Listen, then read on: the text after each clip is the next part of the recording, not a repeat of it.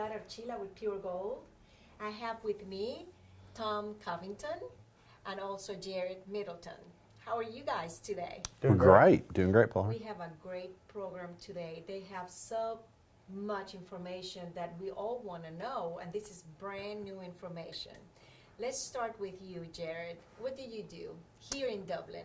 Here in Dublin, my wife and I, we have 2 boys. We've lived here for about 8 years, and I'm the youth pastor at Pine Forest United Methodist Church. All right.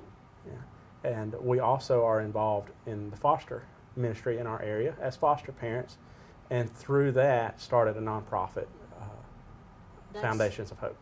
That's good. Now, you said you're a foster parent. Right now, do you have one child? We currently don't have any kids in our home right now, But so we're you in have- between. Okay, between. Mhm. All right. Let's talk to you, Tom. All right. Tell me a little bit about you. Okay. I am from Covington, Georgia. Last name is Covington, from Covington. I spent a career at DFAX, about 15 years at DFAX, and 6 years as a pastor of a church. And God brought those two together and brought me to lead the organization Uniting Hope for Children, and that's where I am right now. Now, are you a founder of United Hope for Children, or you just came into an organization that it was already there? It was already there. We're about 2 years old. I'm their second director. I've been there about 4 months now. Oh, wow. So you're the director. Yes, ma'am. Knowing that, I want to ask you a question. What is exactly UH4C? Okay. UH4C, we're a faith-based, nonprofit foster care agency. So what we do, Pilar, we go to churches and we recruit and train foster homes. So a family's in a church that we come and speak at or we're connected with, and they say, we want to foster. We want to open our home for a foster child. And we take them through that journey of application, training, certification, and then we also stay with them through that journey with a case manager, with other services to help them succeed in being a foster parent. And Jared, what is your connection with them?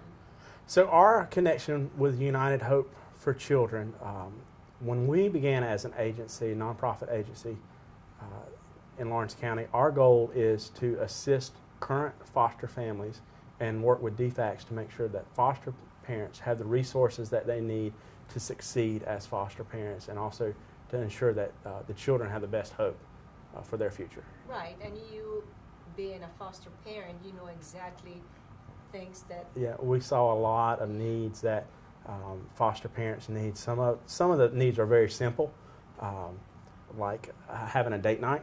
Yeah. If you have 2 kids of your own and 2 foster children, those types of things can fall to the wayside. A lot of children who come into foster care are behind in school because if a mom and dad aren't providing physical needs, they're probably not studying. Right. So we've partnered with another local agency, Stepping Stones in Brookwoods, and Jennifer Martin, who does some tutoring for foster children to provide some of those resources for them, some real life resources we refer to them as. Tom.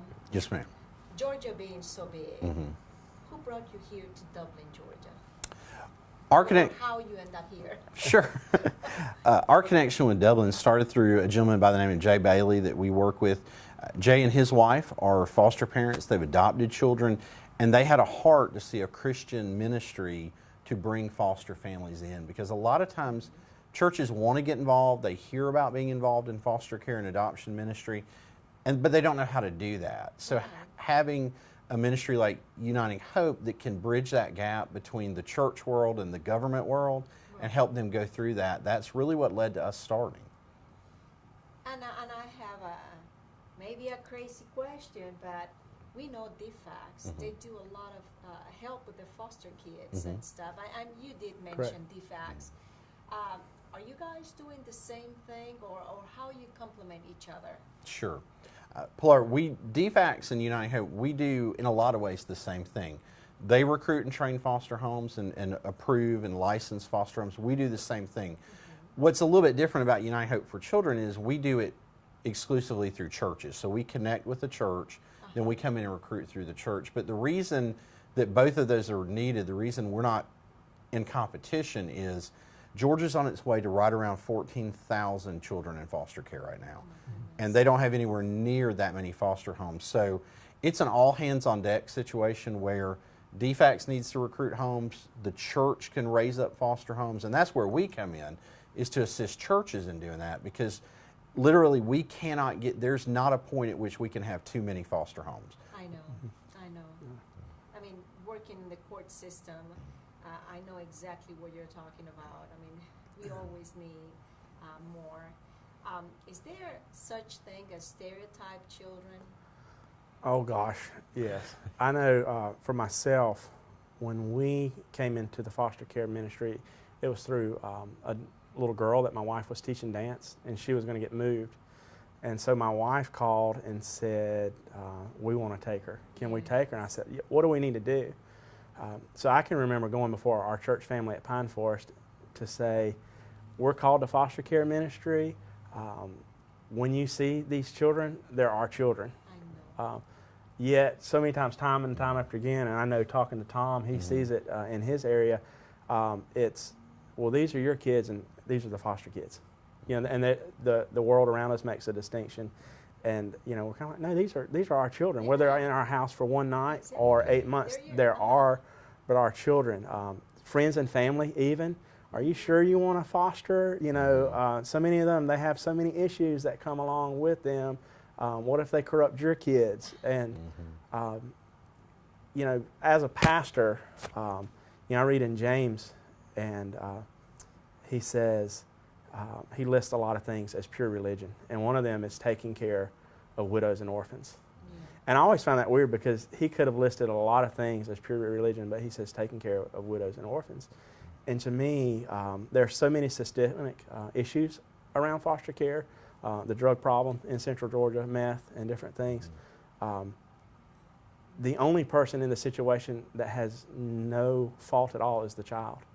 And that's what breaks my heart when I see the stereotypes that go along with so many different children. But the child had nothing to do with it at all. So they deserve the best hope out of the whole. For people to stereotype, you know, children, especially, I mean, it's not their fault. Whatever is going on in that life, even if the parents break out or the father leaves or whatever, the child has nothing to do with it. That's right. Yeah. What kind of services are you bringing to Dublin? Okay. Pilar, on our end, Uniting Hope for Children, we're going to provide those services where a family steps up and they say, we want to foster. And maybe they want to come exclusively because we are faith-based, or they heard about us through their church. We're going to walk them through that process of how do they apply, get trained, get certified, and then keep that up year to year. How do they meet all those standards of being a foster home? And then when a child's placed in their home, we're going to provide a case manager who's going to walk with them through that, be an advocate for them. And then what that does on our end of that case manager for Uniting Hope, they're going to be able to connect that family with Jared and his group and other resources like that. That sounds good. Well, we're going to take a very short break. Stay with us. Please stay with us also.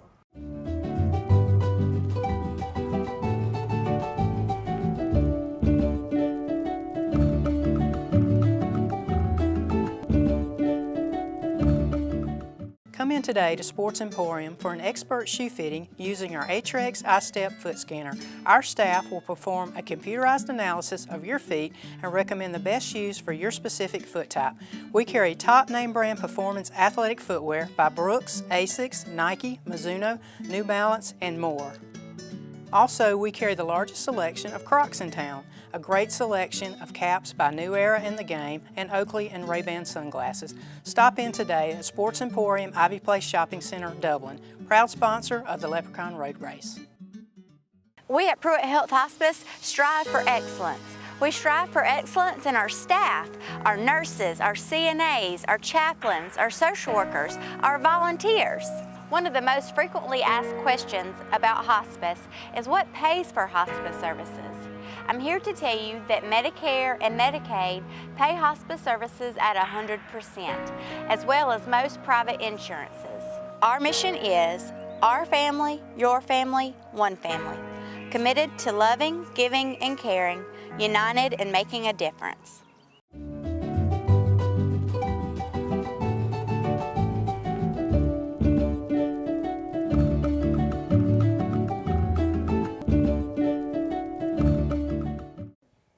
for staying with us. I'm sitting here with Tom, and I'm also sitting here with Jared, and we're talking about foster children and United Hope for Children. Tom, let me ask you, if someone is interested in being a foster parent, where they can go to get more information? Sure.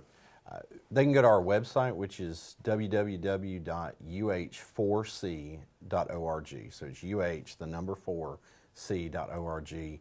We're also going to have on this coming Tuesday night, March 28th, we're having an informational session at the Lawrence Baptist Association from 6 to 8. So they can come out there. That's the perfect place to get questions answered. If they know, yes, we want to foster, or they say we have no idea what we want to do, that's the place to come. So that's this coming Tuesday, March 28th, 6 to 8 p.m. at the Lawrence Baptist Association office. That's the time to come and ask those questions and just start the journey, start the process and the journey of fostering. And I do know that Lawrence County actually needs a lot of foster parents. We really need that, and that would be something. I mean, maybe that's your call, and maybe you know you've been there. Yeah. I have a question for you. Yes. Once the child has been in your home for whatever time, I mean, like you said before, even if it's one day, Right. I mean, it feels like it's yours. Yes. Once they leave your home, do you keep in touch with the family? Do you get pictures? It really depends on the situation and a case-by-case basis. The first thing that we have to do is we're still going through their caseworker. These children have caseworkers. And so as long as we have permission with them, then if they go back home to mother, and I think that's a misconception that a lot of people don't understand, is that the goal of foster care is reunification with their family. Because that's the best case scenario, is to fix whatever the problem was and reunite them. So that being said, there are we have some children that we've had in our home that we don't have any contact with anymore for various reasons. The first child that we have in foster care at our home, she's at a group home now, and she still comes and visits with us. She doesn't have a family resource. Every once in a while she'll come and visit with us. She visited with us over Christmas. We'll call her on the phone. They're still mommy and daddy, and this is still her home. She still has a bedroom in our house that is her room. So it's kind of a case by case. But our goal is, and we tell them, you know, we're always here for them. You know, the ones that have left our home, and if they need us, we're here for them. Yeah, and exactly. my wife has. So that first girl was in our home a little over a year. Goodness. And then we had some girls, two sisters, that were with us for a week, and they still text my wife. They're older girls, teenager girls, and when they first were moved, we were just a short-term placement. When they were first moved, it was, Miss Robin, we want to come back to your house, and so my wife was able to talk to them and say, you know, you're in the best place for where you're at, and now they're texting back, we love our new home, we love our school, and so being able to walk with them. And just like we're working together to work together with, you know, the organizations that are involved to say, you know, you're in the best spot that you're in. So that is so great, and I'm so glad, you know, you guys are here in Dublin because, you know, there is always a need. Right. Can you tell me a little bit about the portal? Yes. So the care portal, we just had a lunch meeting over at First United Methodist Church, and we have a very good relation. They're a sister church to us. They actually started Pine Forest Methodist Church years ago. But we met, and we've partnered with a group out of Atlanta that is implementing care portal throughout the state. It's been adopted at the state level of DFACS. We will be, and we are, as of today, and it's really exciting to be the Middle Georgia launch for careportal.org. And there again, we might say, why do we need that? Care Portal is a good way, I would say, to dip your toes into the water of foster care. It's a software system. Churches sign up and they say, we want to have a foster ministry. How can we be a part of it? They partner with us, DFACS caseworkers, input needs into the system. It could be as simple as this family, when we got our first foster child, it was a girl. We have 2 boys in our house. Our house was all boy, all testosterone. We had no girl clothes, nothing pink in our house whatsoever, unless my wife had it. So to be able to reach out and say, these are some physical needs we have, but also to say, we got a little girl in one time that needed to go to camp.